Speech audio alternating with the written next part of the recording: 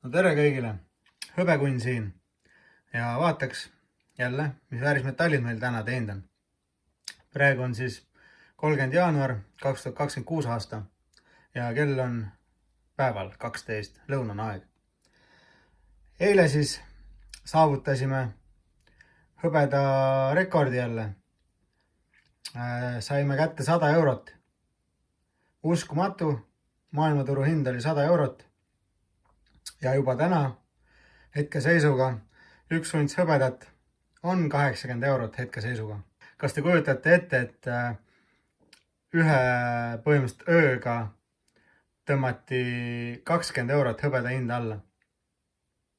Jah, mina ka ei usuks seda elu sees, kui keegi oleks varem seda kunagi rääkinud. Aga teate mis? Väga vinge on olla selles asjas sees, et põhimõtteliselt me teeme ajalugu praegu. Et kõik, kes te siin mu kanalit vaatate ja keda väärismetallid huvitavad, et tegelikult me oleme selle ajaloo osa juures, sest nagu me räägime kunagi kriisidest, mis olid ja on olnud, et kuna hõbe läks kunagi lakke ja nii edasi, siis nüüd oleme meie sellest üks osa ja 50 aasta pärast võib-olla räägitakse sellest, mis meil täna juhtus või eelmise ja selle aasta jooksul. Et sellist ülestõusu nagu 30 euro pealt soti peale, ma ei tea, ühe aasta jooksul põhimõtteliselt, et see on midagi enneolematut. Aga rääkida sellest, et nüüd ühe ööpäevaga 20 eurot hõbe langes, et kas siis on oodata suurt crash'i või kokkukukkumist turul? Mina arvan, et ei ole. Aga samas ma mainin kohe teile ära, et mina ei ole mingisugune finantsnõustaja. Ja mina räägin oma kanalil lihtsalt, mida mina teen. Ja räägin, mis maailmas toimub. Nii et minu asi pole, mida keegi teine teeb. Aga kes tahab, võib-olla saab siit mõne infokillu või idee. Ühesõnaga, mina arvan, et tegelikult hõbe liigub üles edasi. Lihtsalt turu korrigeerimine käib kogu aeg. Iga kord, kui te näete suurt tõusu, siis maailma kõige suuremad keskpangad annavad endast kõik, et seda hinda jälle alla kukutada. Tipus müüvad maha, kukutavad alla, inimesed paanikas müüvad, nemad ostavad ja siis hakkab jälle tõusma ja tõuseb rohkem kui oli varem. Üldiselt oleme sellist pilti siis kogu aeg näinud.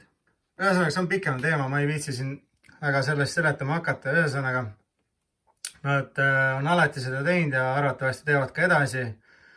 Ja kes vähegi teab, siis tegelikult päris paljud korrad on need pangad või miljonärid või rikkad inimesed, kes seda turgu on üritanud kukutada niimoodi, on ka vahele jäänud. 100 miljoneid nad on trahve maksnud. Viimati siin isegi Ameerikast 2 inimest pandi vangi selle eest, turu manipuleerimise eest. Aga igastahes ei ole mõtet joosta paanikas kohe maha müüma. Et tuleb tõusud ja langused kaasa minna, kaasas käia nendega. Ja siis saate aru, et ei olnud mõtet põdeda midagi. Muidugi me keegi ei tea, mis reaalselt juhtuda võib. Vahet ei ole, kes teile räägib. Kas te maksate 500 eurot kellegile ja lähete kuulate mingi rahanõu või kuulate Eesti presidenti või kuulate mind? Mitte keegi meist ei tea, mida kuld ja hõbe homme teevad. Ärge uskuge kunagi kedagi, aga uskuge, kuulake, vaadake, mida inimesed räägivad. Et kellel on see kogemus juba pikalt ja kes on saanud kogemuse kaasa eelnevatelt põlvedelt, kellel on räägitud selliseid asju. Et pikas perspektiivis see on kasulik. Aga see ei ole kunagi olnud selleks, et kiiresti rikastuda. Muidugi mõnel on ka see välja tulnud. Tõesti, mõnel üksikul on. Aga üldiselt 90% saavad vastu näppe sellega, kes üritavad kiiresti rikkaks saada. Aga nii, kulla ühe untsi hind siis 4265 eurot hetkeseisuga. Minu arust ka see oli siin juba meil 4600 eurot midagi. Et päris korralik langus. Nii, uus teema. Miks ma arvan, et see oli räme manipulatsioon jälle see hindade alla surumine, sellepärast, et maailmas toimub liiga palju praegu. Hiinas, Shanghais seal siis vahepeal juba $135 või palju ta treidis seal üks unts hõbedat, et kui USAs oli $115, siis Hiinas oli 135 juba ja eile meiegi saime 100 eurot kätte, nagu ma ütlesin, ühe untsi kohta. Räägime Iraanist, mis seal vahepeal toimus. 40 000 Ameerika sõdurit on valmis siis põhimõtteliselt Iraani ründamiseks. Ümber seal Iraani riikides, laevade peal, igal pool 40 000 inimest on juba valmis. Täielik valmisolek on olemas, aga samuti see on ka Iisraelil. Ja siis Ameerika presidendilt küsiti, et ründad või? Siis ta vastas põhimõtteliselt niimoodi, et see režiim tuleb hävitada, minema saata, ütles, et ta annab võimaluse. Režiim, võtku oma varad, mingu minema, elagu rahulikult elu lõpuni või siis kahetsegu seda. Iraani president selle peale täieliku sõjaväe valmisoleku pani, et inimesed on seal sadamates ja igal pool juba raketid on valmis ja lubasid selle vee seal ära miinidega täita, igale poole miinid panna, et Iraan on üks maailma suurimatest, kuidas öelda, nafta eksportijatest ja üldse nagu seal on nii palju naftat, et kui ta kõik ära paneb seal miine täis, siis nafta ei jõua kuhugile ja palju laevu võib-olla lendab õhku seal, kes ei peaks lendama ja vot nii.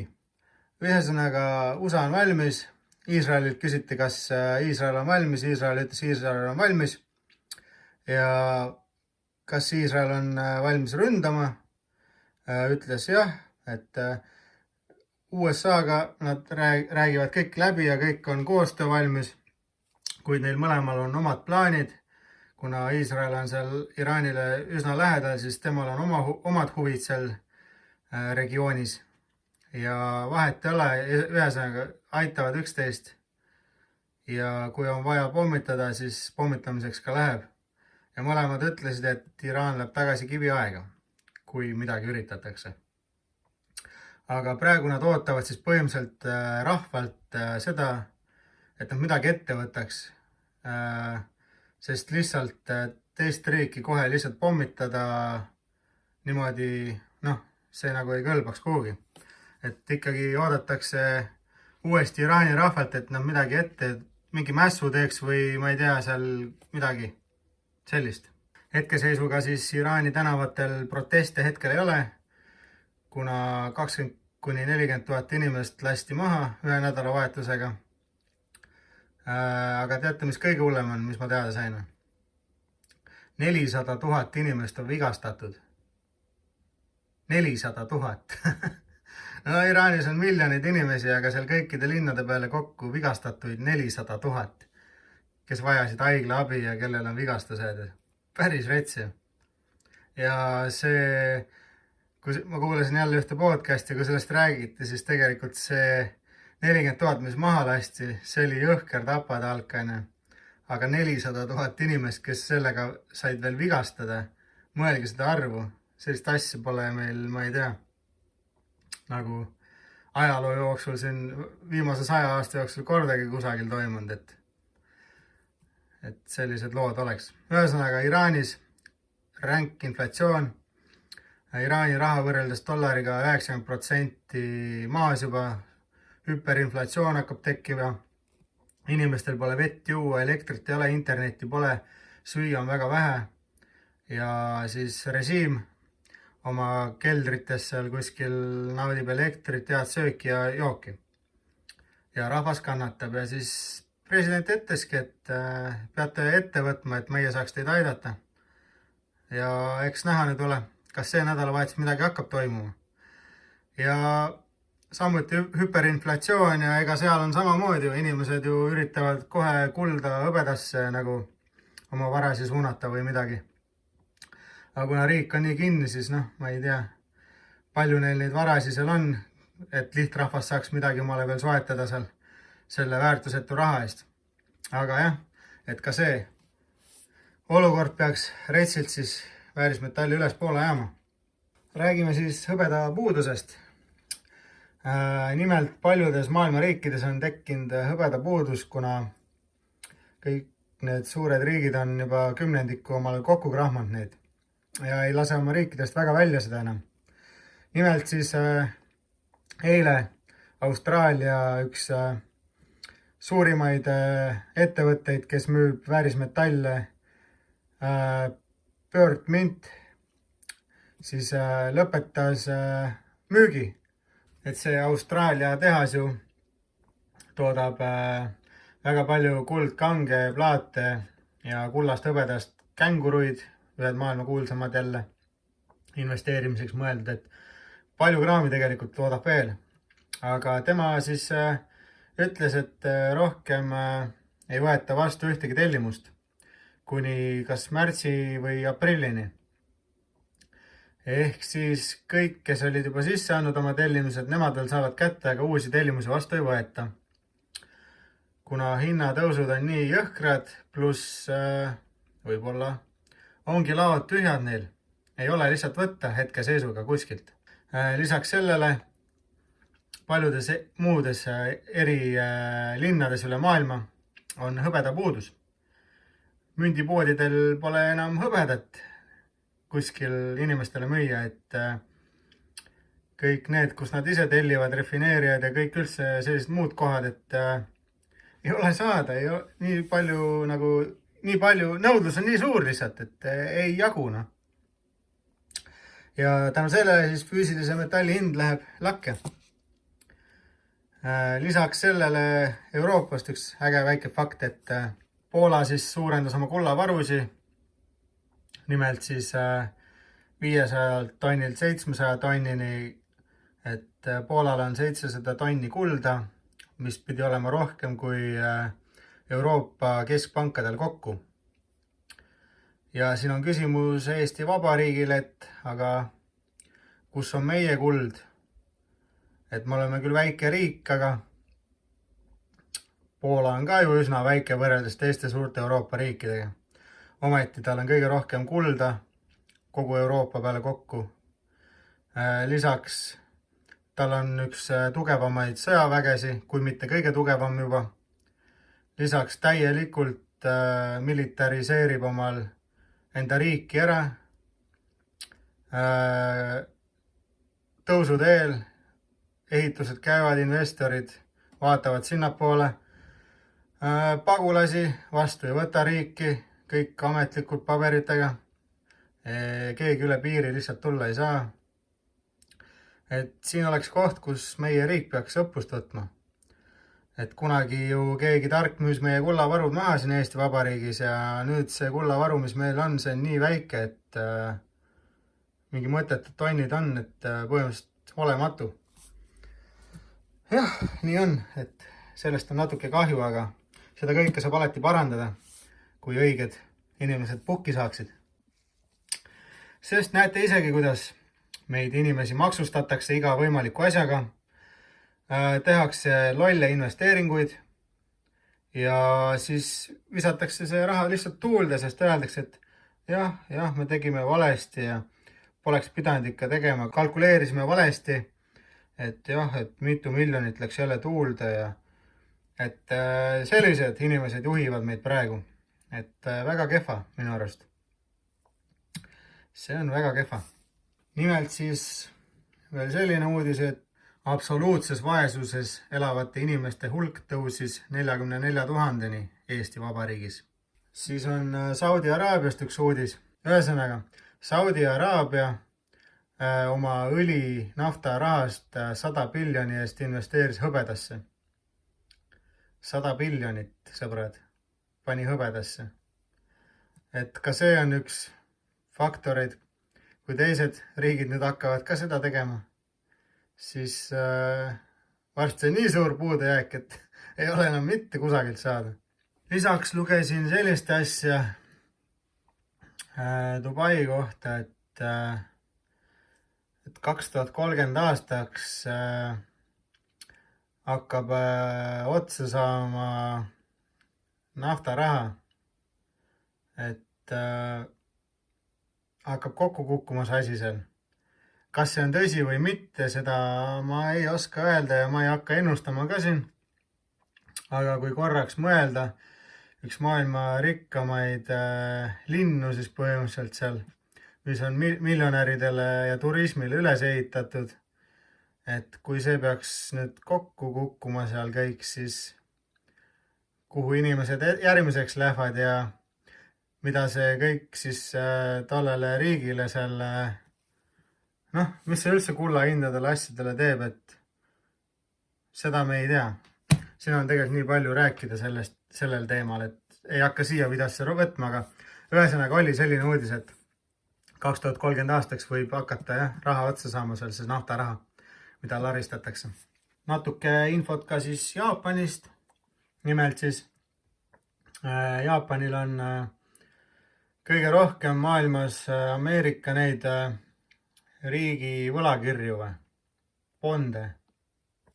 Ja Jaapanis on ka suht kehvad seisud praegu ja siis kui Jaapan nüüd hakkab kõiki neid bonde näiteks maha müüma, võlakirju, siis see tähendab seda, et Ameerika dollar langeb veel hüperkiirusel kiiremini, kui ta peaks. Ja see tähendab seda, et väärismetallid tõusevad. Et meil on nii palju faktoreid, miks see peaks edasi tõusma. Ja nagu näha, siis see 20-eurine langus ei tähenda tegelikult mitte midagi meie jaoks. Käige langustega kaasas ja juba täna õhtuks, reede on täna ju, kui turud kinni lähevad, mind väga huvitab, mis see hind selleks ajaks võib olla. Aga, ja mis nädalavahetusel üldse siin juhtub, päris vinge. Esmaspäeval kindlasti räägime sellest, vaatame, mis metallide hinnad jälle tegid ja mis vahepeal toimus.